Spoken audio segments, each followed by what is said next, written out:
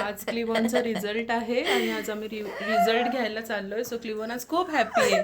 मागील एका व्हिडिओमध्ये मी सांगितलं होतं की क्लिवॉन स्पेशल स्कूलमध्ये आहे. सो येस, त्यांच्यासुद्धा एक्झाम्स असतात, त्यांचे देखील रिझल्ट्स असतात. सो आज क्लिवॉनचा रिझल्ट होता आणि मी आणि तो दोघंही खूप एक्सायटेड होतो.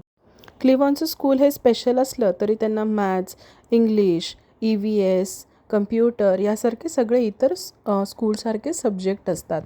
आणि यावर्षी क्लिवॉनने त्याच्या सगळ्या पेपर्समध्ये खूप छान मार्क्स मिळवले होते.